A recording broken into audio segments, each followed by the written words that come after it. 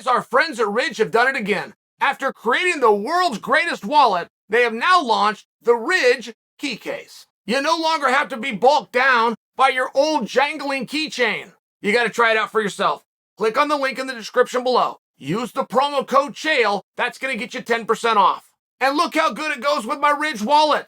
The Ridge key case secures between 2 and 6 keys. It organizes your keys in a compact silhouette and folds out for easy access. There are 6 colors and styles, including carbon fiber and my favorite, burnt titanium. The Ridge team is so confident that you like it, they're going to let you test drive it for 45 days. If you don't love it, send it back, get a full refund. Go to ridge.com/Chael to save 10% today, or just click on the link below.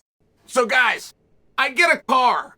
Now, I'm a family guy now, right? I mean, you don't get to get the cars that your dreams. One of these things, you're looking for different things. Wasn't it all what you grew up? 0 to 60 is never going to cross your mind in comparison to safety measures. Do I have metal around me? Do all of the seat belts and the airbags function properly? It's one of these things, but I was out in New York and Uber situation. I got all the kids. The kids are comfortable. My wife and my wife says, hey, you got to get this car. We get home, we need to find a way to have a car like this. What a great family vehicle. She just makes the comment. So I come home and I do it, and cars have been very hard to find. Now, I'm taking you back. This would have been November of last year. Very hard to find. In fact, when I did find this car, it was the only one on the lot. The salesperson, without high pressure in sales me, let me know I'm paying full price and I'm doing it right now, or I'm not getting the car. And she kind of let me know that, hey, look, if you leave, this car will not be back by the time you come in. As much as that sounds like pressure, I'm just taking you back to that time. Whether you dealt with it as a consumer or you just heard about it in the news, it was real, right? The lots were just bare. Grab the car. It was the one that I wanted. Everything's fine. Didn't need the sales pitch. And I love it. It's the Lincoln Navigator. Room for everybody. Room to put the bags in the back and have everybody be comfortable. That's rare. Come on, we've all piled into cars and there's barely enough room and you're sitting on each other's seats, right? I mean, it was I just love the car. I got to tell you, I really like the car. I don't know if a time in my life I won't have this vehicle. That's how much I like it. Like, I envision when I go to trade this in, that I trade it in for another one. But I'm not a car guy, right? I was in New York. It was an Uber. My wife made a comment. Off we go. Go have breakfast with a friend. My buddy Justin's a huge car guy. Like, when we grew up, he had pictures of cars on his wall. So the Navigator that I purchased is something called a black label. I didn't know what that meant. All cars have a name, right? An S-Class, the Limited, they all come with something. This one's black label, and it's written on the floorboards of the car. Meant nothing to me. I think nothing about it. My buddy Justin says, no, whoa, hey, this is great. This is top of line for Lincoln, and it comes with some really incredible things, such as, and his father had one. His brother's in the business, but his father had purchased one. He said, Chael, when it's time to service the car, they will alert you to the app on your phone. A lot of cars are coming with apps now. Very, very helpful if you have one. I can start a car from inside my house through the app, just so you understand. Cold day or something like that in Oregon, ice on the windshield. I can start that car as I'm pouring coffee, go outside. Hey, it's ready to go. Helpful. That's amazing, right? We didn't grow up with anything like that. You get an alert to your phone when it's time to service the car. There's a computer that tracks your car at all times. It knows how much gas your car has. It knows if it needs air in the tires. Amazing. Okay. But with the black label that I've already paid for, when it's time to service, not only do they let you know as opposed to the other way around, they come to your house. They switch out. So no going to the dealership. Going to the dealership is a thing only because when you go in and you get it checked in, now how do you get home? So you can either wait there hours or you can get a ride home, but then you got to get back. It's just a thing, right? We can all understand that. With this service that I had already purchased and wasn't even aware of, not only do they notify me, they come to my house, they leave me a loaner car. They take my car, they service it, they return, I give them their car back. That's pretty incredible, and I didn't even know that I had it. My buddy Justin's telling me about it. Okay, time comes. I get the alert. I contact the dealership. This is going to be great.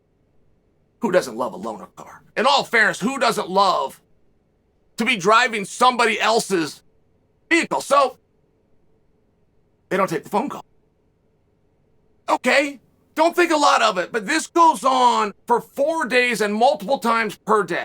Now, at this point, this is my wife's vehicle, this is also Miss Brittany's task. She's handling this one for it. And when they don't call back, she finally takes it. You know what? It's been a number of days. I can't reach a human.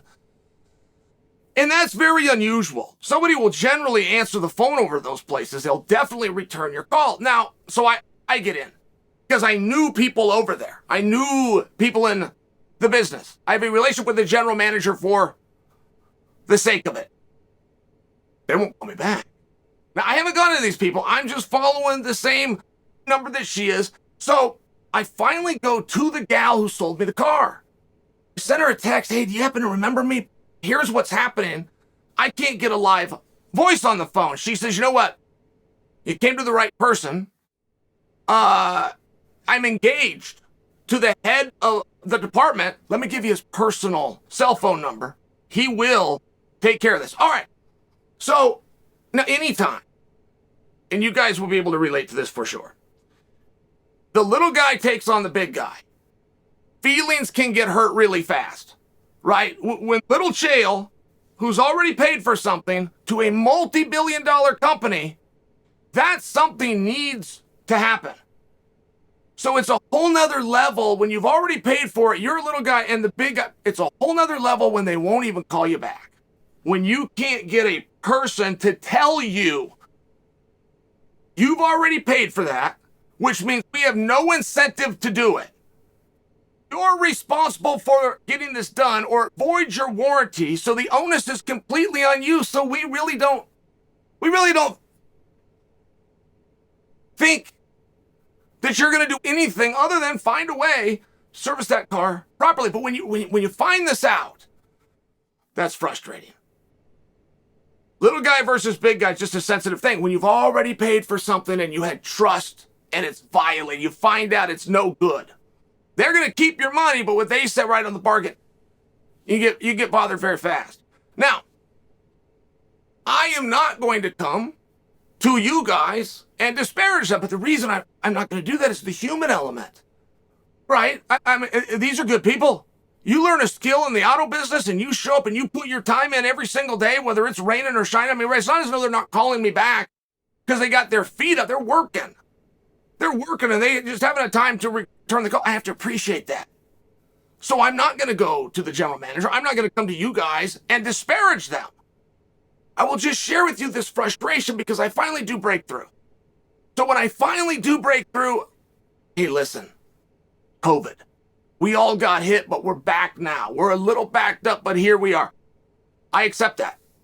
I accept the whole thing, and I'm glad that we're talking, and I think it was a superstar move of Ash to even give me a private cell phone, and then for this gentleman to start contacting me through his private cell phone, right? I mean, that's probably a little bit annoying for him, but he did it, and off we go, so I'm all set up. This thing's handled. Now, an unforeseen problem to this wonderful treatment of Black Label is you got to be around. If you go drop the car, sure, you got to figure out how to get home. You got to figure out how to get back to it. That's true, but now you got a little bit of that in reverse.